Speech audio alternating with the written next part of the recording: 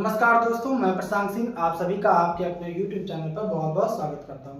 दोस्तों, जैसा आप सभी जानते हैं कि हमारे YouTube चैनल के माध्यम से साइंस की सीरीज स्टार्ट हो चुकी है और साइंस की सीरीज में हम लोगों ने बायोलॉजी की क्लासेस स्टार्ट की है। उसमें भी हम लोगों ने एक टॉपिक पूरा फिनिश कर लिया जो है सेल। तो सेल से रिलेटेड जो भी हमारे पूरा फैक्ट जो भी हमारे कॉन्सेप्ट होते थे हम लोगों ने सब पूरा क्लियर किया। आप जो लोग नहीं जुड़े हुए हैं वो जुड़ करके देख सकते हैं। क्लास 1 से लेकर के लेक्चर नंबर 1 से लेकर के लेक्चर नंबर आपका जो लास्ट वाला है सेल से रिलेटेड, वहां तक आप पूरा सेल से रिलेटेड विधिवत आप स्टडी कर सकते हैं। ठीक है, और हम लोगों ने क्या किया है, सेल का टॉपिक फिनिश होने के बाद एक क्वेश्चन सेशन जो है हम लोगों ने रखा है, जिसमें हम लोग 50-50 क्वेश्चन की सीरीज 2 पार्ट में हम लोग देख रहे हैं। जिसमें कल की क्लास में हम लोगों ने क्वेश्चन नंबर 1 से लेकर के क्वेश्चन नंबर 50 तक हमने एमसीक्यूज देखे। आज की जो क्लास है उसी से आगे हम लोग चलते हैं। 51 से लेकर के 100 एमसीक्यू 100 नंबर तक एमसीक्यू आज की क्लास में हम लोग देखेंगे विद एक्सप्लेनेशन। तो दोस्तों जुड़िए, ज्यादा से ज्यादा चैनल को शेयर कीजिए, सब्सक्राइब कीजिए। तो हम लोग देखते हैं क्वेश्चन नंबर 51। क्वेश्चन नंबर 51 क्या है? Who was the author of book Micrographia? Micrographia book के ऑथर कौन है, लेखक कौन है? तो मैंने आपको बताया है, सेल के जब स्टार्टिंग की क्लास होती है, हिस्टोरिकल बैकग्राउंड हम लोग देखते हैं, तो हम लोगों ने वहां पे डिस्कशन भी किया था कि रॉबर्ट हुक ने सबसे पहले सेल्स को लेकर के स्टडी करी थी, इसलिए फादर ऑफ साइटोलॉजी भी रॉबर्ट हुक को कहा जाता है। पहली बार किसी सेल की डिस्कवरी करने का जो क्रेडिट है वो भी रॉबर्ट हुक को जाता है, और उन्होंने ही एक बुक लिखी थी माइक्रोग्राफिया, जिसमें उन्होंने अपना जो कुछ भी अपना एक्सपेरिमेंट किया था, ऑब्जर्व किया था, वो सारी चीजें उसमें उन्होंने मेंशन करी थी। तो एक बुक आती है माइक्रोग्राफिया। इस माइक्रोग्राफिया बुक के जो लेखक हैं वो आपके कौन है? आपके रॉबर्ट हुक है। ऑप्शन नंबर ए लिविनॉफ, बी आपका Robert Brown, C Schwann and Schleiden, B आपका रॉबर्ट हुक हो जाएगा। तो इसका ऑप्शन सही क्या हो जाएगा? Robert Hooke. तो ये माइक्रोग्राफिया बुक के लेखक रॉबर्ट हुक है। अगला क्वेश्चन हमारा क्या है? Cell is derived from a Latin word which mean. Cell जो टर्म है या सेल जो वर्ड है वो लैटिन लैंग्वेज या लैटिन भाषा से डिराइव्ड हुआ है, जिसका लिटरल मतलब होता है, जिसका शाब्दिक अर्थ होता है क्या? स्मॉल कंपार्टमेंट या स्मॉल छोटे छोटे कमरे। क्योंकि जब आपके रॉबर्ट हुक साहब ने सेल को पहली बार देखा था तो उनको हनी कॉम्ब स्ट्रक्चर दिखाई पड़ा था। कॉर्क सेल में उन्होंने देखा था पहली बार, तो उनको हनी के जैसा, मधुमक्खी के जैसे, छत्ते जैसा कुछ संरचना उनको दिखाई पड़ी थी, जिसको उन्होंने सेल ना कह करके सेलुला बोला था। तो ये जो सेल वर्ड है ये कहाँ से आया है? ये लैटिन लैंग्वेज सेलुला से आया है, जिसका शाब्दिक अर्थ क्या होता है? जिसका शाब्दिक अर्थ होता है स्मॉल कंपार्टमेंट या छोटे छोटे कमरे। तो आप देख सकते हैं ऑप्शन नंबर ए क्या है? Small compartment. ऑप्शन बी है लार्ज कंपार्टमेंट, ऑप्शन सी है ब्रिक, ऑप्शन नंबर डी है ब्लॉक। तो इसका ऑप्शन क्या हो जाएगा? Option number A is the correct option of this question. इस प्रश्न का जो उत्तर है वो आपका ऑप्शन नंबर ए हो जाएगा, स्मॉल कंपार्टमेंट। अगला क्वेश्चन हमारा क्या है? 53।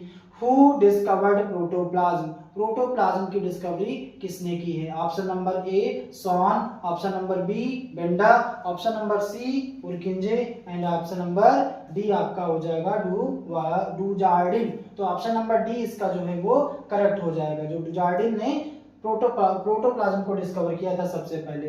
तो अगर आपसे एग्जाम में ऐसा क्वेश्चन आता है कि प्रोटोप्लाज्म की डिस्कवरी किसने की, तो इसका ऑप्शन नंबर हो जाएगा डी, डुजार्डिन नाम के साइंटिस्ट ने सबसे पहले प्रोटोप्लाज्म को डिस्कवर किया।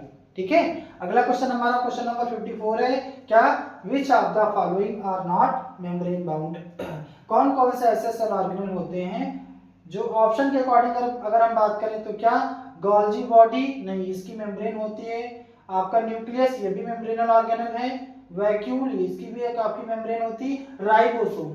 राइबोसोम सेल के अंदर सस्पेंडेड एक ऐसा कोशिकांग होता है, एक ऐसा सेल ऑर्गेनेल होता है जिस पर कोई भी आपकी आउटर कवरिंग या कोई भी आउटर मेम्ब्रेन उपस्थित नहीं होती है। तो इस क्वेश्चन का आंसर क्या हो जाएगा? ऑप्शन नंबर बी, राइबोसोम जो होता है उसमें किसी भी तरीके की मेम्ब्रेन नहीं पाई जाती है। तो इस तरीके से क्वेश्चन नंबर 54 का जो हमारा ऑप्शन है वो बी राइबोसोम्स सही हो जाएगा। ठीक है, और ये जो गोल्जी बॉडी, न्यूक्लियस, ये वैक्यूल और माइटोकॉन्ड्रिया, प्लास्टिक, ये सब आपके मेम्ब्रेनल ऑर्गेनेल होते हैं।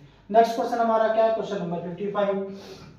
क्वेश्चन नंबर 55 है which of the following is not found in prokaryotic cell? Options आपको दिए गए हैं, ऑप्शन देख के आपको बताना है कि ऐसी कौन सी चीजें हैं जो प्रोकैरियोटिक सेल में नहीं पाई जाती है। क्या सेल प्रोकैरियोटिक सेल में प्लाज्मा मेम्ब्रेन पाई जाती है? बिल्कुल पाई जाती है। क्या सेल वॉल पाई जाती है? बिल्कुल पाई जाती है। क्या राइबोसोम्स पाए जाते हैं? हाँ बिल्कुल पाए जाते हैं। न्यूक्लियर मेम्ब्रेन यहाँ पर एब्सेंट होती है, तो इसका ऑप्शन हो जाएगा सी। क्यों होता है? क्योंकि हमने देखा है कि दो सेल्स जो होती हैं डेवलपमेंट के बेसिस पे, विकास की दृष्टि से अगर आधार पर देखा जाए तो वो दो प्रकार की होती हैं, प्रोकैरियोटिक सेल और यूकैरियोटिक सेल। प्रोकैरियोटिक, प्रो का मतलब होता है प्रिमिटिव, कैरियोटिक जो वर्ड होता है वो कैरियन से मिल करके डिराइव्ड होता है, जिसका अर्थ होता है न्यूक्लियस या केंद्रक। तो एक तरीके से आप देखेंगे जो प्रोकैरियोटिक सेल होती हैं वो ऐसी सेल होती हैं जिनके अंदर न्यूक्लियस कंप्लीटली डेवलप नहीं होता है, या एक तरीके से न्यूक्लियर मेम्ब्रेन में क्या पैक नहीं हुआ होता है। जैसे आप देखते हैं यूकैरियोटिक सेल के अंदर जो आपका न्यूक्लियस है वो मेम्ब्रेन होता है, उसके अंदर का जो मटेरियल है वो सब आपका एक मेम्ब्रेन के अंदर पाउच के फॉर्म में अंदर भरा होता है, पैक होता है। लेकिन आप यहाँ पर देखेंगे प्रोकैरियोटिक सेल में तो न्यूक्लियर मेम्ब्रेन एब्सेंट होती है। तो आपका ऑप्शन नंबर इसका क्या हो जाएगा? सी हो जाएगा कि न्यूक्लियर जो मेम्ब्रेन होती है वो प्रोकैरियोटिक सेल में एब्सेंट होती है। राइबोसोम्स जो होते हैं वो यहाँ पर पाए जाते हैं, लेकिन किस टाइप के राइबोसोम्स पाए जाते हैं? वो आपके 70S टाइप के राइबोसोम्स पाए जाते हैं, है ना। राइबोसोम्स भी आपके दो प्रकार के होते हैं, 80S और 70S। तो जो आपके प्रोकैरियोटिक सेल में पाए जाने वाले राइबोसोम्स कैसे होते हैं? वो आपके 70S होते हैं। अच्छा, ये जो प्रोकैरियोटिक सेल होती है इसका अगर आपको एग्जांपल देना हो तो जैसे आपके बैक्टीरिया हो गए, ब्लू ग्रीन एल्गी हो गए, ये सब एग्जांपल्स किसके हो जाएंगे? ये सब आपके प्रोकैरियोटिक सेल के एग्जांपल हो जाएंगे। अगला क्वेश्चन हमारा क्या है? 56 में क्या बोला गया है कि which is the smallest cell of human body? मानव शरीर में सबसे छोटी कोशिका कौन सी होती है? तो आपको मैंने ये बताया था फैक्ट में कि हमारे शरीर के अंदर जो सबसे छोटी कोशिका होती है वो क्या होती है? वो हमारी होती है सबसे क्या दिया हुआ, लार्जेस्ट कोशिका दिया गया है, नहीं है क्वेश्चन ये स्मॉलेस्ट सेल। तो स्मॉलेस्ट सेल का ऑप्शन आपका हो जाएगा option number B, sperm cell. यानी मानव के शरीर में या मानव शरीर में सबसे छोटी जो कोशिका होती है वो स्पर्म सेल होती है। और ये स्पर्म सेल किस में पाई जाती है? ये आपके मेल में पाई जाती है, पुरुषों में पाई जाती है। टेस्टिस में इसका स्पर्मेटोजेनेसिस प्रोसेस के थ्रू फॉर्मेशन होता है। आगे चल करके जब फर्टिलाइजेशन की प्रोसेस होती है तो यही स्पर्म सेल उधर आपकी फीमेल बॉडी से जब ओवम सेल आती है, अंडाणु कोशिका आती है, दोनों जब आपस में निषेचित होते हैं, दोनों आपस में जब फर्टिलाइज्ड होते हैं तो एक नई सेल बनाते हैं जिसे जाइगोट या युग्मनज सेल कहा जाता है ना। तो ये आपकी मेल जो है मेल सेक्स सेल, इसको सेक्स सेल भी कहा जा सकता है कि ये मेल सेक्स सेल होती है जो सबसे छोटी होती है। ऑप्शन नंबर बी जो है इस क्वेश्चन का सही राइट ऑप्शन हो जाएगा। अगला क्वेश्चन हमारा क्या है? क्वेश्चन नंबर 57 में बोला गया which is the largest cell of human body? ये स्मॉलेस्ट सेल है। इधर हम लोगों से पूछा गया क्या कि लार्जेस्ट सेल क्या होती, तो इसी का जस्ट अपोजिट जो ह्यूमन में आपकी जो ओवम सेल होती है, ओवम सेल कहाँ पाई जाती है? तो आपकी जो फीमेल बॉडी होती है, जो आपकी फीमेल बॉडी होती है उसमें आपका क्या पाया जाता है? ये आपकी ओवम सेल पाई जाती है। ये भी ओवम के अंदर ये ओवरी जो होती है, ओवरी के थ्रू सिक्रीट होती है या ओवरी के थ्रू इसका फॉर्मेशन होता है। और ये ओवम सेल भी सेक्स सेल होती है। जैसे मेल सेल, मेल में आप देखेंगे टेस्टिस के अंदर स्पर्म सेल का फॉर्मेशन होता है, वैसे फीमेल में आपकी ओवरी के अंदर ओवम सेल का फॉर्मेशन होता है। और ये भी आपकी क्या होती है? सेक्स सेल होती है। ये इसमें आपकी ये वाली सेक्स सेल होती है। इसका ऑप्शन क्या हो जाएगा? ओवम हो जाएगा। तो अगर आपसे प्रश्न पूछा जाता है कि मानव के अंदर सबसे बड़ी कोशिका क्या है, तो आपकी वो स्पर्म सेल या शुक्राणु कोशिका हो जाएगी। अगर आपसे पूछा जाए कि मानव के अंदर सबसे छोटी कोशिका क्या है, तो उसका आंसर आपका हो जाएगा ओवम सेल या अंडाणु कोशिका, या ऑप्शन नंबर सी इसका करेक्ट हो जाएगा। अगला क्वेश्चन हमारा क्या है? अगला क्वेश्चन है which cell organelle was discovered by George Palade? George Palade ने किस सेल ऑर्गेनेल की डिस्कवरी की थी या किस कोशिकाओं को खोजा था? Option number A lysosome, option number B ribosomes, option number C vacuole, या ऑप्शन नंबर डी प्लास्टिड। देखकर आप बता सकते हैं। जिन लोगों ने आपने राइबोसोम्स की क्लास ली होगी उनको ये बात तुरंत, आपने क्वेश्चन देखा होगा, तुरंत आपको पता चल गया होगा कि इस क्वेश्चन का ऑप्शन क्या होगा। ऑप्शन नंबर आपका बी हो जाएगा। जॉर्ज पैलाडे ने 1955 में, कहीं कहीं आपको 1953 भी मिल सकता है, एनसीईआरटी में 1953 भी मेंशन है, तो आपका 1955 में क्या है, इसकी जो डिस्कवरी है वो जॉर्ज पैलाडे जो साइंटिस्ट हैं उन्होंने राइबोसोम की डिस्कवरी की। तो ऑप्शन नंबर बी जो है इस क्वेश्चन का राइट ऑप्शन हो जाएगा। अगला क्वेश्चन हमारा 59 क्या है, हु डिस्कवर्ड लाइसोसोम, लाइसोसोम को किसने डिस्कवर किया था? तो option number A de Duve, option number B George Palade, option number C Rokin and option number D आपका विक्टर एम्ब्रोज। ऑप्शन में देखो क्या क्या दिया गया है, सी और ऑप्शन नंबर डी विक्टर। ये दोनों साइंटिस्ट अगर जो लोग करंट अफेयर लेते होंगे तो उन लोगों को ये पता चल गया होगा कि ये दोनों साइंटिस्ट कहाँ से ऑप्शन में रख दिए गए हैं। ठीक है, ये अभी 2024 में जो नोबेल प्राइज दिया गया है ये साइंटिस्ट उसी के हैं, उसी साइंटिस्ट को यहाँ पर ऑप्शन में दे दिया गया है। तो ये ध्यान रखिए, ये आपके जो रुपकिन और आपके विक्टर एम्ब्रोज हैं ये भी 2024 में रिसिपेंट बने हैं नोबेल प्राइज के। ठीक है, अगला क्वेश्चन हमारा क्या है, who discovered endoplasmic reticulum. Option number A क्या है आपका, जे ओ होपफील्ड, ये भी अभी रिसिपेंट बने हैं नोबेल प्राइज के आर पोर्टर, रॉबर्ट ब्राउन और रुडोल्फ विर्चो। तो आपको एंडोप्लाज्मिक जो हमारी ईआर होती है, ईआर की डिस्कवरी की थी किसने, के आर पोर्टर ने। तो ऑप्शन नंबर इसका क्या हो जाएगा, बी, एंडोप्लाज्मिक रेटिकुलम की डिस्कवरी किसने की, के आर पोर्टर ने की। कब की थी, पोर्टर, यहाँ पे पोर्टर नहीं पोर्टर हो जाएगा। ठीक है, PORTER पोर्टर, के आर पोर्टर ने एंडोप्लाज्मिक रेटिकुलम की डिस्कवरी की। कब की थी, तो उन्होंने 1945 में इसकी डिस्कवरी की थी। तो इस तरीके से आपने क्वेश्चन नंबर 51 से लेकर के क्वेश्चन नंबर 60 तक इसको देखा। अगला हमारा जो क्वेश्चन है वो 61 है, तो हम लोग अगला क्वेश्चन देखते हैं 61। अगला क्वेश्चन हमारा 61 है, क्या है कि who coined the term protoplasm. Protoplasm का जो टर्म है वो किसने कॉइन किया था, इसका मतलब ये प्रोटोप्लाज्म जीवद्रव्य जो शब्द है, प्रोटोप्लाज्म जो वर्ड है वो सबसे पहले किसने दिया था। तो इसके पहले हम लोगों ने एक क्वेश्चन डिस्कशन किया था, वो ये था कि प्रोटोप्लाज्म की डिस्कवरी किसने की थी, जीवद्रव्य की खोज किसने की थी। उसके लिए हम लोगों ने जिस साइंटिस्ट का नाम लिया था वो हमारे थे डुजार्डिन। लेकिन यहाँ पर आपसे पूछा गया कि ये जो आपका प्रोटोप्लाज्म टर्म है ये किसने कॉइन किया, तो इसका आपका आंसर क्या होगा, इसका आंसर होगा पुरकिंजे। देखो ऑप्शन में है कि पुरकिंजे, ऑप्शन नंबर ए क्या है, रॉबर्ट हुक, बी है रॉबर्ट ब्राउन, सी है आपका पुरकिंजे और डी है डुजार्डिन। तो ऑप्शन नंबर इसका क्या हो जाएगा, सी इसका करेक्ट ऑप्शन हो जाएगा। क्या हो जाएगा, पुरकिंजे नाम के वैज्ञानिक ने इस प्रोटोप्लाज्म टर्म को सबसे पहले कॉइन किया था। और डुजार्डिन ने क्या किया था, डुजार्डिन ने प्रोटोप्लाज्म जो जीव द्रव्य है इसको डिस्कवर किया था, इसकी खोज की थी। तो आपसे क्वेश्चन में ये important, very very important question है, कई एग्जाम्स में आया हुआ है इसलिए हमने इसको लिया भी है। वेरी वेरी इंपॉर्टेंट क्वेश्चन है, क्या कि सबसे पहले इसको किसने कॉइन किया था और इसने इसकी डिस्कवरी किसने की थी। तो अगर आपका डिस्कवरी आ जाता है तो आप टिक करेंगे डुजार्डिन, और अगर आपसे पूछा जाए इस टर्म को किसने कॉइन किया था तो इसका ऑप्शन हो जाएगा पुरकिंजे। क्लियर। अब अगला क्वेश्चन हमारा देखिए 62, the cell wall of algae is made up of. जो सेल वॉल होती है, एल्गी की जो सेल वॉल होती है, बेटा हमने डिस्कशन किसका किया था, हमने बताया था प्लांट सेल वॉल जो होती है वो आपकी सेलुलोज की बनी होती है, बैक्टीरियल सेल वॉल जो होती है वो पेप्टिडोग्लाइकेन की बनी होती है, जो फंगल सेल वॉल होती है, जो आपकी फंगल सेल वॉल होती है या आप कह सकते हैं कवक की जो कोशिका भित्ति होती है वो किसकी बनी होती है, तो वो काइटिन की बनी होती है। यहाँ पर हमारा प्रश्न क्या है कि शैवाल की जो कोशिका भित्ति होती है, एल्गी की जो सेल वॉल होती है वो किस चीज की मिलकर के बनी होती है। ऑप्शन नंबर ए क्या है, cellulose, option number B pectin, option number C chitin और आपका ऑप्शन नंबर डी क्या है, मैग्नीज। तो आपका क्या हो जाएगा, मैग्नीज आपका आंसर, इसका ऑप्शन डी हो जाएगा मैग्नीज। तो मैग्नीज की बनी होती है, या कहीं कहीं पर आपको देखने को मिल सकती है कि आपका ग्लैक्टन या आपका हेमीसेलुलोज आ जाए तो वो भी आपका ऑप्शन सही हो सकता है। इसमें से अगर आपका ये इसके जगह पर मैग्नीज की जगह पर आपको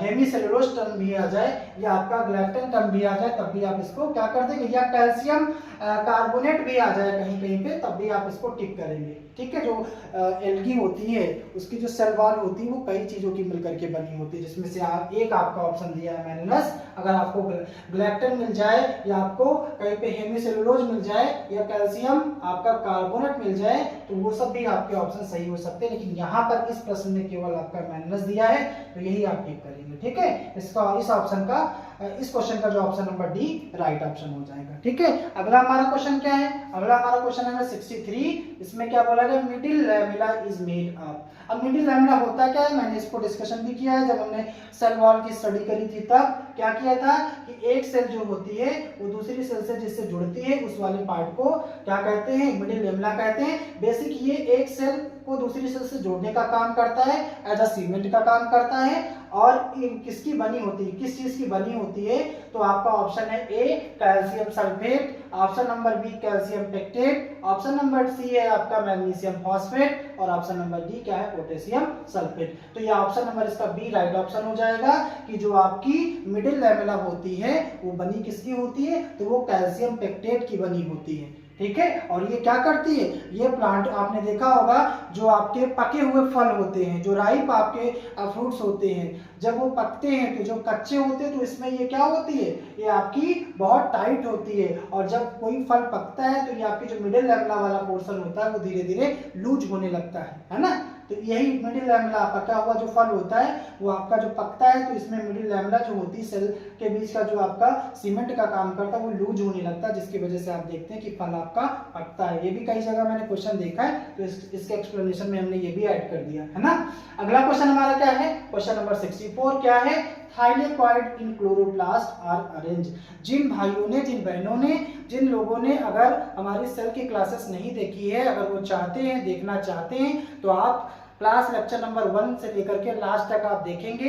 एक भी क्वेश्चन आपका सेल से बाहर नहीं जाने वाला है। देखो इसमें क्या पूछा गया कि क्लोरोप्लास्ट, हमने वहां पर क्लोरोप्लास्ट का डायग्राम भी ड्रॉ किया है, उसके अंदर की भी चीजें आपको बताई है, और हमने आपको बताया था कि उसके अंदर क्या होते हैं? थाइलेकॉइड के कुछ आपके क्या होते हैं? ऐसे आपके कुछ सिक्के लाइक, कॉइन लाइक स्ट्रक्चर होते हैं थाइलेकॉइड के, जो एक स्ट्रक्चर फॉर्म करते हैं जिसे आप क्या कहते हैं? ग्रेना कहते हैं। तो इसी के बारे में पूछा गया कि जो आपके थाइलेकॉइड के क्लोरोप्लास्ट में जो थाइलेकॉइड्स होते हैं ये अरेंज होते हैं, एक स्टेप बनाते हैं, इसे क्या कहा जाता है? Option number A grana, option number B cristae, option number A cisternae, option number both A and B. ये सिस्टर्नी कहां पर आपको मिलेगा? सिस्टर्नी आपको मिलेगा एंडोप्लाज्मिक रेटिकुलम में, और ये क्रिस्टी आपको कहां मिलेगा? तो आपकी जो इनर वॉल होती है माइटोकॉन्ड्रिया की वो कॉइल्ड हो जाती है, जहां से एंजाइम्स निकलते हैं, रेस्पिरेटरी एंजाइम्स, और वहां पे ये माइटोकॉन्ड्रिया वाले स्ट्रक्चर, उसमें लेक्चर में आपने इसको देखा भी होगा, हमने इसको ड्रॉ भी किया था, वो आपका क्रिस्टी है। और ऑप्शन इसका, इस क्वेश्चन का ऑप्शन क्या हो जाएगा? ऑप्शन नंबर आपका जो ए है ग्रेना, तो ये आपका ये ग्रेना ऑप्शन नंबर ए इस क्वेश्चन का राइट ऑप्शन हो जाएगा। अगला हमारा क्वेश्चन क्या है? Who proposed the double helix model of DNA. DNA का जो डबल हेलिक्स मॉडल या डबल हेलिक्स मॉडल किसने प्रपोज किया था? तो ऑप्शन नंबर क्या है? सट्टन एंड बोवरी ने, बिल्कुल गलत। सिंगर निकोलसन ने, नहीं। वाटसन क्रिक और आपके सॉन एंड स्लाइडन। तो इसका ऑप्शन क्या हो जाएगा? जिन लोगों ने क्लासेस अटेंड करी है उन लोगों को सबको ये चीजें क्लियर हो रही होंगी। कैसे? क्योंकि वो ये सारी चीजें वहां पर बहुत अच्छे से डिटेल में एक्सप्लेन हो चुकी हैं। वाटसन और क्रिक ने क्या किया था? डबल हेलिक्स मॉडल प्रपोज किया था। सबसे पहले उन लोगों ने क्या किया था? इसके बारे में अच्छे से बताया था। सट्टन बोवेरी नहीं हो सकते। सिंगर निकोलसन ने क्या किया? तो आपको पता है, ये आपके प्लाज्मा मेम्ब्रेन से लेकर के जो फ्लूइड मोज़ेक मॉडल था उसको प्रस्तुत किया था। सॉन और स्लाइडन ने क्या किया था? सेल थियरी को, आपको सबसे पहले क्या किया था? सेल थियरी को प्रपोज किया था। तो आपका ऑप्शन क्या हो जाएगा? सी आपका हो जाएगा करेक्ट ऑप्शन इसका क्वेश्चन नंबर 65 का। अगला हमारा क्वेश्चन क्या है? 66। इसमें क्या है? The condensed form of chromatin is called. अब आपने देखा था कि जब क्रोमैटिन क्या हो जाता है? कंडेंस होता है, ठीक है। कंडेंस होकर के क्या बनाता है? तो वो क्रोमोसोम्स बनाता है। Option number A DNA, B आपका है क्रोमोसोम्स, सी है आपका आरएनए और डी आपका क्या है? न्यूक्लियोटाइड। तो ऑप्शन इसका क्या करेक्ट होगा? ऑप्शन नंबर इसका बी करेक्ट हो जाएगा। क्यों? क्योंकि आपका जो क्रोमैटिन है, आप लोग जो लोग, मैं बार बार वही चीजें रिपीट कर रहा हूं कि जो लोग क्लासेस नहीं लिए हुए हैं या जो लोग सेल से रिलेटेड जो भी स्टडी करना चाहते हैं, लेक्चर नंबर 1 से लेकर के लेक्चर नंबर लास्ट तक आप कनेक्ट होइए। वहां पर बाकायदा बहुत अच्छे से विस्तार पूर्वक अच्छे से एक्सप्लेन किया गया है, ठीक है। तो वहां पर ये क्रोमैटिन के बारे में हमने एक अच्छे से ब्रीफ में क्लास ले रखी है, वहां पर जाकर के आपको क्रोमैटिन से रिलेटेड जितना भी कंफ्यूजन होगा, जितने भी डाउट होंगे, सब क्लियर होंगे। तो क्रोमैटिन जब आपके कंडेंस होते हैं तो क्या बनाते हैं, तो आपके वो क्रोमोसोम्स बनाते हैं। ऑप्शन नंबर बी जो है वो इस क्वेश्चन का राइट ऑप्शन हो जाएगा, ठीक है। क्वेश्चन नंबर 67, अगला क्वेश्चन हमारा क्या है 67, कहता है कि in humans which of the following cell lacks a nucleus. Option number A RBC, option number B WBC, option number C muscle cells, option number D liver cells. जो लोग हमारे क्लासेस से जुड़े हुए हैं, ये चीज हमने कई बार इसको एक्सप्लेन किया। हमने आपसे बोला था न्यूक्लियस की जब क्लास ली थी तो मैंने बताया था कि कुछ ऐसी आपकी सेल्स होती हैं जो नॉन न्यूक्लिएटेड होती हैं, कुछ में जनरली एक न्यूक्लियस होता है और कुछ में 2 न्यूक्लियस होते हैं, किसमें 2 से ज्यादा न्यूक्लियस होते हैं। ये हमने एक डिस्कशन में ये सारी चीजें बताई थी। यहाँ पर भी ऐसा क्वेश्चन देखने को मिला है कि कौन सी हमारी बॉडी के अंदर, मानव के शरीर में ऐसी कौन सी कोशिका है जिसके अंदर केंद्रक नहीं पाया जाता है। तो आपका ऑप्शन हो जाएगा आरबीसी। लेकिन एक बात और आप याद रखिएगा, आरबीसी जब न्यू फॉर्म होती है तो उसके अंदर केंद्रक होता है, लेकिन जैसे जैसे वो मैच्योर होती हैं, यानी न्यूली फॉर्म जो आरबीसीज होती हैं उनके अंदर न्यूक्लियस होता है। लेकिन जैसे जैसे जैसे जैसे वो बढ़ती जाती हैं, मैच्योर हो जाती, परिपक्वता को प्राप्त करती हैं, मैच्योरिटी को गेन करती हैं, वैसे वैसे उनके अंदर का न्यूक्लियस एक तरीके से खत्म हो जाता है, वो आपकी नॉन न्यूक्लिएटेड हो जाती हैं। लेकिन इस चीज का एक एक्सेप्शन भी है, कैमल, एक आपका क्या होता है, मैमल होता है हमारा ऊंट जिसको कहते हैं, कैमल की आरबीसी में न्यूक्लियस पाया जाता है ना। और एक आपका लामा होता है, एक एनिमल होता है, उसकी भी आरबीसी में आपका न्यूक्लियस पाया जाता है, जो इसका अपवाद है, एक्सेप्शन है, इसको याद रखिएगा। 68, question number 68, bacteria process small double stranded circular DNA other than genomic DNA known as. अच्छा, ऐसा होता है कि जब आप देखोगे कि जो बैक्टीरिया होता है वो प्रोकैरियोटिक सेल के अंतर्गत आता है, और हमने आपको बता के रखा कि जो प्रोकैरियोटिक सेल्स होती है वो पूरी तरीके से विकसित नहीं होती, कंप्लीटली डेवलप नहीं होती। जब कंप्लीटली डेवलप नहीं होती तो उसका न्यूक्लियस जो होता है वो मेम्ब्रेनल नहीं होता, उसके अंदर का जो जेनेटिकल मटेरियल होता है वो सब आपका उसी में फ्लोट करता रहता है। तो उसके अंदर जो डीएनए पाया जाता है उस डीएनए मटेरियल को कहते हैं प्लाज्मिड। क्या बोलते हैं, प्लाज्मिड। ये क्वेश्चन आया हुआ है कि आपके जो बैक्टीरिया होते हैं, जो आपके सूक्ष्मजीव है, बैक्टीरिया जो होते हैं, उनके अंदर आप देखेंगे जो डीएनए होता है उसे क्या बोला जाता है, तो उसे प्लाज्मिड बोला जाता है, ठीक है। ये आपका ऑप्शन नंबर सी इस क्वेश्चन का राइट ऑप्शन हो जाएगा। अगला क्वेश्चन हमारा क्या है, अगला क्वेश्चन हमारा 69, ये chromosomes with a centromere at one end are called. अच्छा, ये चीज हमने बहुत अच्छे से बताई थी जब हमने क्रोमोसोम्स का एक स्ट्रक्चर आपको बताया था कि क्रोमोसोम्स जो होते हैं कुछ ऐसे स्ट्रक्चर के होते हैं जो 2 क्रोमैटिन से मिलकर के बने होते हैं, दोनों का एक पॉइंट होता है जंक्शन पॉइंट, जिसे सेंट्रोमियर कहते हैं। और इसी सेंट्रोमियर की लोकेशन के बेसिस पे आपके 4 प्रकार के क्रोमोसोम्स होते हैं। एक हमारा मेटासेंट्रिक, दूसरा हमारा सब मेटासेंट्रिक, और तीसरा हमारा क्या होता है एक्रोसेंट्रिक, और आपका हो जाएगा कौन सा, आपका एक हो रहा है टेलोसेंट्रिक। तो आप देखिए क्या, ऐसे हम एक स्ट्रक्चर यहाँ से रफली ड्रा कर रहे हैं, ऐसे करके देखिएगा, यहाँ पर आप देखिएगा ऐसे क्या देख रहे हैं कि ये आपका जो जब आपका ये जो स्ट्रक्चर आपको दिखा रहा है जंक्शन पॉइंट, इसको बोलते हैं ये सेंट्रोमियर। ये जब बीचों बीच में होता है तो ऊपर का पार्ट और नीचे का पार्ट इसका इक्वल होता है, तो आप उसे कहेंगे मेटासेंट्रिक। तो ये आपका क्रोमोसोम्स कैसा है, मेटासेंट्रिक। इसी के जस्ट आगे तो थोड़ा ऊपर बढ़ जाता है, ये ऐसे, मतलब क्या हो जाता है, थोड़ा ये पार्ट आपका कम हो जाता है या ऊपर की तरफ बढ़ जाता है, ऐसे नहीं, थोड़ा और इसको ऐसे ड्रा करिए, ऐसे ऐसे ऐसे, थोड़ा ये उसके ऊपर पोजीशन इसकी हो जाती है ऐसे, तो आपका हो जाएगा सब मेटासेंट्रिक। और थोड़ा और इसके ऊपर जाएगा जब ये वाला पोर्शन ऐसे ऐसे ये नीचे तक आएगा और ये पोर्शन और ऊपर तक बढ़ जाएगा, तो हमारा बनेगा एरो सेंट्रिक, ठीक है।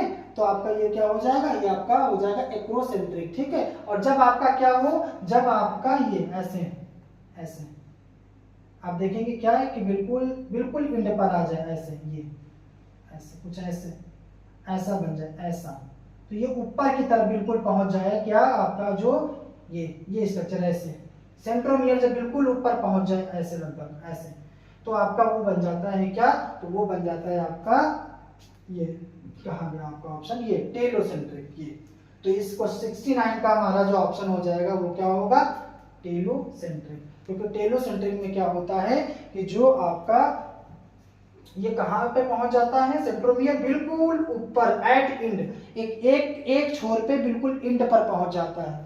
उस केस में जो सेंट्रो वो बनता है आपका क्रोमोसोम्स, उसे टेलोसेंट्रिक क्रोमोसोम्स कहते हैं, ठीक है। और एक्रोसेंट्रिक में क्या होता है कि थोड़ा इसके नीचे होता है, वो एक्रोसेंट्रिक होता है। और मेटासेंट्रिक में बिल्कुल बीचों बीच में, और मेटासेंट्रिक के जस्ट ऊपर जब होता है थोड़ा सा, तो उसे बोलते हैं सब मेटासेंट्रिक। तो ये आपका ये 69 का option number B right option हो जाएगा, ठीक है। अगला क्वेश्चन हमारा क्या है कि प्रोटीन्स आर स्टोर्ड इन, ये भी बहुत अच्छा प्रश्न है। आपने देखा था कि प्लास्टिड जो होते हैं वो 3 प्रकार के होते हैं, एक आपका होता है क्रोमोप्लास्ट, क्लोरोप्लास्ट, ल्यूकोप्लास्ट। जो ल्यूकोप्लास्ट आपका जो प्लास्टिड होता है वो कलरलेस होता है, उसमें किसी भी तरीके के पिगमेंट नहीं होते। इसका काम होता है चीजों को स्टोर करना, प्रोटीन, फैट और आपका स्टार्च को या शुगर को ये स्टोर करने का काम है। लेकिन यहाँ पर आपका जो प्रश्न है कि प्रोटीन का कहाँ स्टोरेज होता है, तो आप देख के बताइए। एमाइलोप्लास्ट बिल्कुल नहीं, क्योंकि एमाइलोप्लास्ट में क्या होता है, एमाइलोप्लास्ट में आपका शुगर या स्टार्च स्टोर होता है। इसका ऑप्शन हो जाएगा ऑप्शन नंबर सी, एलेरियोप्लास्ट। एलेरियोप्लास्ट में क्या होता है, प्रोटीन का स्टोरेज होता है। तो इस तरीके से हम लोगों ने 61 से लेकर के 17 तक क्वेश्चन देखे विद एक्सप्लेनेशन। अगला हमारा जो क्वेश्चन है वो 71 है। अब अगला हमारा क्वेश्चन क्या है, question number 71। The Golgi body in plant cell is called as, option number 1 peroxisome, option number B dictyosome, centrosome, और ऑप्शन नंबर डी ऑटोसोम्स। तो ऐसा होता है कि प्लांट्स जैसे एनिमल सेल के अंदर गोल्जी अपैरेटस होता है, गोल्जी बॉडी होता है, जिसका काम क्या होता है, फूड पैकेजिंग करना, सॉरी प्रोटीन का पैकेजिंग करना और उसको मॉडिफाई करना, ट्रांसपोर्टेशन में हेल्प करती है।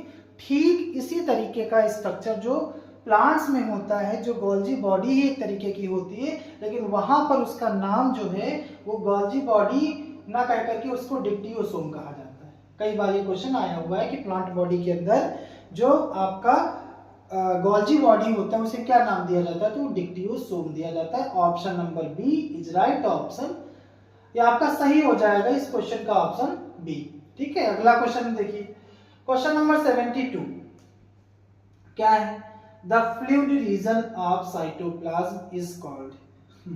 अगर प्रोटोप्लाज्म का आपने कंपोजिशन पढ़ा होगा तो आपने देखा होगा कि प्रोटोप्लाज्म का के 2 पार्ट होते हैं, एक जो न्यूक्लियस और प्लाज्मा मेम्ब्रेन के बीच में होता है जिसे साइटोप्लाज्म कहते हैं, और जो एक सेंटर में होता है वो न्यूक्लियस होता है।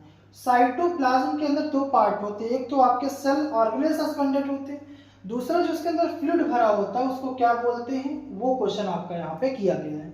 Option A cytosol, option B protoplasm, option number C nucleoplasm, option number D matrix.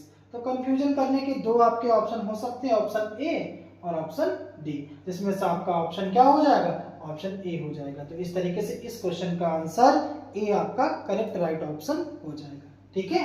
अगला क्वेश्चन हमारा क्या है 73। The endoplasmic reticulum contains a system of flattened membrane bounded cells. अब आपने अगर एंडोप्लाज्मिक रेटिकुलम का स्ट्रक्चर पढ़ा होगा, प्रीवियस लेक्चर में आपने देखा था एंडोप्लाज्मिक रेटिकुलम के बारे में। जिन लोगों ने नहीं देखा है पहले जाकर के वहां पर वो वीडियो आप जरूर देखें जाकर के, वहां पर उसका आपको स्ट्रक्चर डायग्राम के थ्रू बताया गया, एक्सप्लेन किया गया। उसी में आपने देखा होगा कुछ आपके फ्लैटेंड स्ट्रक्चर या मेम्ब्रेन बाउंडेड स्ट्रक्चर्स आपको दिखेंगे, जिसे आपका क्या कहोगे, cristae, option number A villi cisternae, और आपका गोल्जी बॉडी। तो इसका ऑप्शन क्या हो जाएगा, सिस्टर्नी। वहां पर मैंने इसको एक्सप्लेन किया था, ट्यूब होती है, ट्यूब्यूल होते हैं और सिस्टर्नी होते हैं, ट्यूब लाइक स्ट्रक्चर होते हैं। वो आपके जो आप लोगों ने अगर क्लास नहीं देखी तो आप वहां पे जाकर के देखिए, मैंने उसमें ये चीजें क्लियर करी है। तो इसका ऑप्शन क्या हो जाएगा, ऑप्शन नंबर सी इसका राइट ऑप्शन हो जाएगा। अगला क्वेश्चन हमारा देखो क्या है, question number 74। How many types of nucleotides are present in DNA.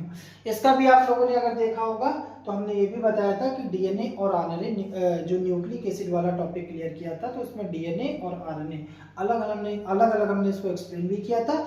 और डीएनए का हमने कंपोजिशन दिखाया था, जिसमें हमने आपकी शुगर के बारे में डिस्कशन किया था, न्यूक्लियोटाइड के बारे में बताया था। उसी न्यूक्लियोटाइड में आपने देखा था कुछ आपके नाइट्रोजनस बेस होते हैं, उसी में आपने न्यूक्लियोटाइड देखा था। तो आपके 4 टाइप के 4 टाइप के आपके क्या होते हैं, न्यूक्लियोटाइड होते हैं, जिसमें आप एडेनिन, ग्वानिन और वो ग्वानिन और यूरेसिल और आप क्या देखते हैं, एडेनिन, ग्वानिन, थायमिन, यूरेसिल, ये सारी चीज आप उसमें देखते हैं। तो वो 4 टाइप के आपके क्या होते हैं, वो आपके यही न्यूक्लियोटाइड होते हैं। तो आप 4 टाइप बता सकते हैं। अगला क्वेश्चन देखो, cytosine. Question number 75, what is the nature of DNA. DNA का नेचर क्या होता है, डीएनए का नेचर आप बताइए, आपको नाम से ही क्लियर, इसका फुल फॉर्म क्या होता है, डी ऑक्सी न्यूक्लिक एसिड। तो ये एसिड ही है, तो इसमें कुछ बताना नहीं, ऑप्शन नंबर ये आप देख करके टिक कर देंगे, इसको कोई एक्सप्लेनेशन नहीं होगा। अगला देखिए क्वेश्चन नंबर 76 में, what is the job of central vacuole in plant cell. Plant cell के अंदर आपने देखा था ना, प्लांट सेल का स्ट्रक्चर आपने देखा था, कुछ ऐसा था।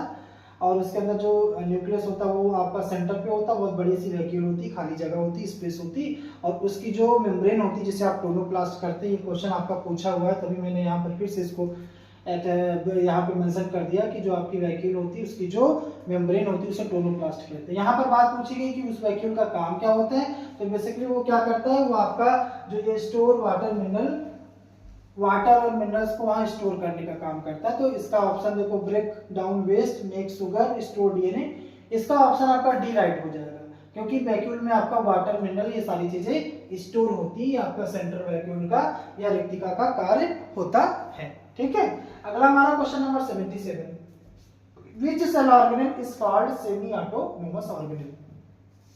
इसके लिए मैंने आपको बताया था कि हमारे सेल के अंदर क्या होता है कि 2 तरीके के ऑर्गेनल होते हैं। एक प्लांट में आपने देखा होगा प्लास्टिड का एक पार्ट होता है जिसे क्लोरोप्लास्ट कहते हो, दूसरा आपका माइटोकॉन्ड्रिया। ये दोनों ऐसे सेल ऑर्गेनल होते हैं जिसमें आपका डीएनए होता है, खुद का डीएनए होता है, और ये सेल के जैसे बहुत सारे फीचर्स को शो करते हैं। इसीलिए साइंटिस्ट ने बोला कि ये एक तरीके से सेल के जैसा बिहेव करते हैं, तो इसे सेल विद इन सेल भी कहा गया, या इसे सेमी ऑटोनोमस स्ट्रक्चर भी बताया गया। तो आपका ऑप्शन माइटोकॉन्ड्रिया इसमें गिवन है, तो ए आपका राइबोसोम्स हो नहीं सकता, बी लाइसोसोम भी नहीं हो सकता, गोल्गी अपैरेटस भी नहीं हो सकता, आपका माइटोकॉन्ड्रिया ऑप्शन करेक्ट हो जाएगा। अगर ऑप्शन में आपको क्लोरोप्लास्ट मिल जाए तो क्लोरोप्लास्ट भी आपका ऑप्शन इसका सही होगा, क्योंकि माइटोकॉन्ड्रिया और क्लोरोप्लास्ट ये 2 ऐसे सेल ऑर्गेनल होते हैं जो सेमी ऑटोनोमस होते हैं। अगला हमारा क्वेश्चन क्या है 78, इसमें बोला गया what is the function of nucleolus. Nucleolus का काम क्या होता है, तो बोला गया आरएनए का सिंथेसिस होता है वहां पे, या एमआरएनए सिंथेसाइज होता है वहां पे, लिपिड का सिंथेसिस होता है, या प्रोटीन का सिंथेसिस होता है। तो आप पता है आपको प्रोटीन कहाँ बनेगी, राइबोसोम्स में बनेगी। आरआरएनए हो सकती है, ऑप्शन आपका ये हो जाए। एमआरएनए का फॉर्मेशन डीएनए के थ्रू होता है ना, ट्रांसक्रिप्शन प्रोसेस के थ्रू होता है, तो ये तो आपका हो नहीं सकता है। लिपिड आपका कहाँ पे होता है, तो आपका एंडोप्लाज्मिक रेटिकुलम में होता है ना। तो उसमें भी आपकी जो एसईआर है, सॉफ्ट एंडोप्लाज्मिक रेटिकुलम में लिपिड सिंथेसाइज होती है, आरईआर में आपका प्रोटीन होता है। तो ये आपका ये जो आरआरएनए का सिंथेसाइज होता है या सिंथेसिस होती है आरआरएनए, वो कहाँ पर होती है, वो आपके न्यूक्लियोलस, आप न्यूक्लियस के अंदर एक सेंटर में एक आपका सेंटर पॉइंट पाया जाएगा, उसे न्यूक्लियोलस कहा जाता है। और इसकी डिस्कवरी की थी फोंटाना ने, और इसी का काम होता है यहाँ पर आरआरएनए जो राइबोसोमल न्यूक्लिक एसिड होते हैं, आपके राइबोस न्यूक्लिक एसिड होते हैं राइबोसोमल, उनका वहां पर क्या होता है, फॉर्मेशन होता है या बनते हैं, सिंथेसाइज होते हैं। अगला हमारा question number 79, in eukaryotes 70S and 80S ribosomes are present respectively. तो दोनों में कहां पाएंगे, आपको पता है न्यूक्लियस, साइटोप्लाज्म हो नहीं सकता है, लाइसोसोम भी नहीं, माइटोकॉन्ड्रिया लाइसोसोम में तो होता ही नहीं है। माइटोकॉन्ड्रिया हो गया, माइटोकॉन्ड्रिया और साइटोप्लाज्म हो गया, तो साइटोप्लाज्म और माइटोकॉन्ड्रिया इन दोनों में क्या होता है, ये पाया जाता है। तो इसका ऑप्शन क्या हो जाएगा, सी हो जाएगा। 80 number, organism having cell wall with a nucleus. अरे वही बात हो गई कि जिस ऑर्गेनिज्म की सेल के अंदर न्यूक्लियस कंप्लीटली डेवलप होता है, मेम्ब्रेन उसमें पाई जाती है, उस ऑर्गेनिज्म को क्या कहते हैं, तो वो आपके होते हैं यूकैरियोट, और जिसमें नहीं होता है वो प्रोकैरियोट। जिसमें प्रोकैरियोटिक सेल्स होती है वो प्रोकैरियोट, जिसमें यूकैरियोटिक सेल्स होती है वो यूकैरियोट। तो इसका ऑप्शन क्या हो जाएगा, कैसे आपके ऑर्गेनिज्म हो जाएंगे, तो आपके यूकैरियोटिक हो जाएंगे। तो इसका मतलब ऑप्शन नंबर बी इस क्वेश्चन का राइट ऑप्शन हो जाएगा। इस तरीके से हम लोगों ने 71 से लेके 70 क्वेश्चन देखे, एमसीक्यू डिटेल में देखे, विद एक्सप्लेनेशन देखे। अब हम लोग देखते हैं क्वेश्चन नंबर 81। अगला हमारा क्वेश्चन नंबर क्या है 81 से लेकर के 90 तक हमने डिस्कवरी से रिलेटेड क्वेश्चंस लिए जो एग्जाम्स के पॉइंट ऑफ व्यू से वेरी वेरी इंपॉर्टेंट है। ठीक है, तो 81 क्या है, in which year did Robert Hooke observe first cell, सबसे पहले किस साल में रॉबर्ट हुक ने ऑब्जर्व किया था first living cell, first cell. Living thing तो आगे चल करके एंटोनी वॉन लेवेनहॉक करते हैं, लेकिन इसमें बोला गया कि रॉबर्ट हुक ने जो क्वेश्चन के फॉर्म में, आप लोगों ने इसको पढ़ लिया है सेल वॉल के चैप्टर में, सबसे पहले सेल की डिस्कवरी, लिविंग सेल की नहीं, केवल डेड सेल की डिस्कवरी की थी 60-65 में रॉबर्ट हुक ने। तो ऑप्शन नंबर आपका 20 का राइट ऑप्शन हो जाएगा। अगला क्वेश्चन हमारा क्या है कि in which did Schwann and Schleiden propose a cell theory, तो आपको पहली बार सेल थ्योरी प्रपोज की गई थी 1839 में, किसने की थी, स्वॉन और स्लाइडेन, एक जूलॉजिस्ट है एक बॉटनिस्ट है, दोनों लोगों ने संयुक्त रूप से मिलकर के स्टडी करी, किसी ने एक ने प्लांट पे स्टडी की, एक ने आपके एनिमल्स पे स्टडी करके, दोनों लोगों ने मिल करके एक साथ 1839 में मॉडल जो सेल थ्योरी प्रपोज की। हालांकि इसमें कुछ कमियां थी, आगे चल करके रुडोल्फ विर्चो साहब आते हैं, ये आगे उसका अगला क्वेश्चन 83। रुडोल्फ विर्चो ने जो मॉडर्न सेल थ्योरी थी जो यूनिवर्सली एक्सेप्टेड थी और इसकी कमियों को उसने रिफॉर्म भी किया था, दूर भी किया था, जो इसके ड्रॉबैक थे। ठीक है, तो रुडोल्फ विर्चो ने जो थ्योरी दी वो आपका आधुनिक कोषावाद है, मॉडर्न सेल थ्योरी है। इसके अंदर जो कमियां थी, जो आपकी पुरानी वाली सेल थ्योरी थी उसमें जो कमियां थी उसको दूर किया था किसने, रुडोल्फ विर्चो ने। और 1955 ऑप्शन नंबर आपका क्या हो जाएगा, सॉरी ये आप इसको करेक्ट करिए, गलत है, 1855 में रुडोल्फ विर्चो ने क्या किया था, रुडोल्फ विर्चो ने मॉडर्न सेल थ्योरी दी थी, आधुनिक कोषावाद दिया था, जिसमें उन्होंने सेल डिवीजन के बारे में एक्सप्लेन करके ये बता दिया था क्या, कि जो आपकी न्यू सेल्स होती है वो पहले से जो प्री एग्जिस्टिंग सेल्स होती है उन्हीं के द्वारा सेल डिवीजन होता है, माइटोसिस म्यूसिस अमाइटोसिस जैसी प्रोसेस को एक्सप्लेन करके अच्छे से बता के कि यहाँ कैसे जो है वो सेल्स जो होती है वो न्यू सेल्स फॉर्म होती हैं, जो ये नहीं बता पाए थे वो इनके ड्रॉबैक को दूर करके मॉडर्न सेल थ्योरी प्रपोज करी थी। ठीक है, अगला क्वेश्चन हमारा क्या है 84, fluid mosaic model, Singer Nicolson नाम के दो साइंटिस्ट ने मिलकर के प्लाज्मा मेम्ब्रेन से रिलेटेड जो आपकी एक तरीके से मॉडल प्रस्तुत किया था, वो मॉडल आपका क्या था, फ्लूइड मोज़ेक मॉडल। इसे आप कह सकते हो कि जो इसमें फास्फोलिपिड की जो लेयर होती है उसमें प्रोटीन जो है होता है, ऐसे करके उन्होंने मॉडल दिया था, और उसको कब दिया था, वो 1972 में दिया था। इसे सैंडविच मॉडल भी कहा जाता है। सैंडविच जिन लोगों ने खाया होगा, जिन लोगों ने सैंडविच खाया होगा तो आपने देखा होगा कि किस तरीके से दो लेयर के बीच में आपका बीच में खाने वाली चीजें जो उसके अंदर लगाई जाती है, ठीक ऐसे उसमें भी था कि फास्फोलिपिड थी, उसके लेयर में प्रोटीन आपकी भरी गई थी, ऐसा मॉडल बताया था इन्होंने।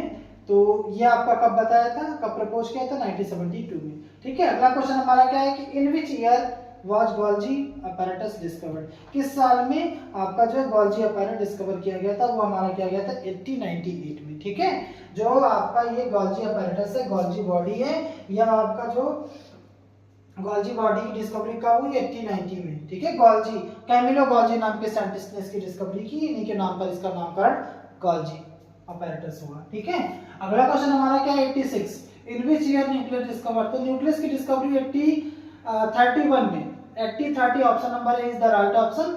ये आपकी 1831 में रॉबर्ट ब्राउन नाम के साइंटिस्ट ने सबसे पहले न्यूक्लियस की डिस्कवरी की थी, केंद्र की खोज 1831 में रॉबर्ट ब्राउन नाम के साइंटिस्ट ने की। ये एग्जाम्स में ये बहुत इंपॉर्टेंट, बहुत महत्वपूर्ण प्रश्न है, क्योंकि कई एग्जाम्स में, कई प्रतियोगी परीक्षाओं में ये प्रश्न ऐसे ही डायरेक्ट आया हुआ है कि सेल के अंदर जो न्यूक्लियस होता है, सेल के अंदर जो केंद्रक होता है कोशिका के अंदर, उसकी खोज किसने की और कब की, तो रॉबर्ट ब्राउन नाम के वैज्ञानिक ने 1831 में 1831 ईस्वी में इसकी खोज करी।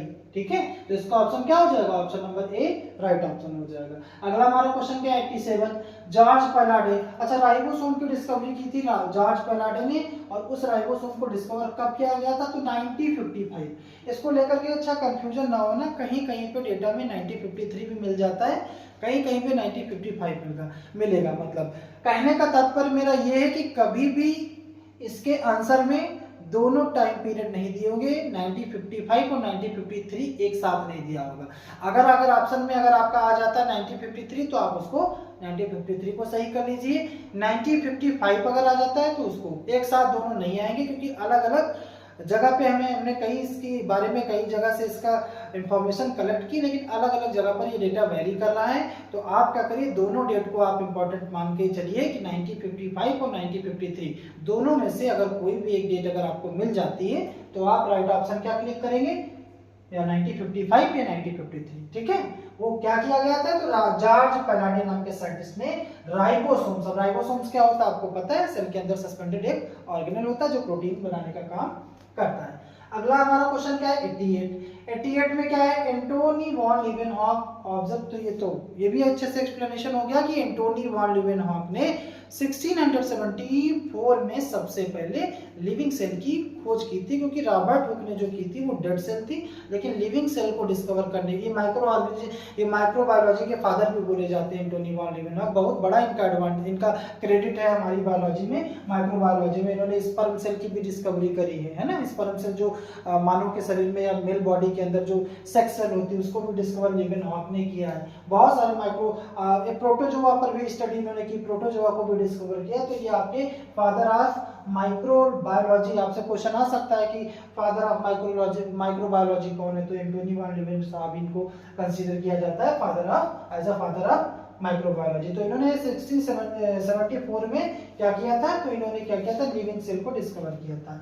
अगला क्वेश्चन हमारा है कि who discovered plastid and when, लवक की खोज किसने की और कब की, तो इसका आपका आंसर देखिए, जॉर्ज पैलाडे नहीं, अर्नेस्ट हैकर 1886, और ये क्या है हुकर, और आपका ये क्या है जोसेफ डाल्टन।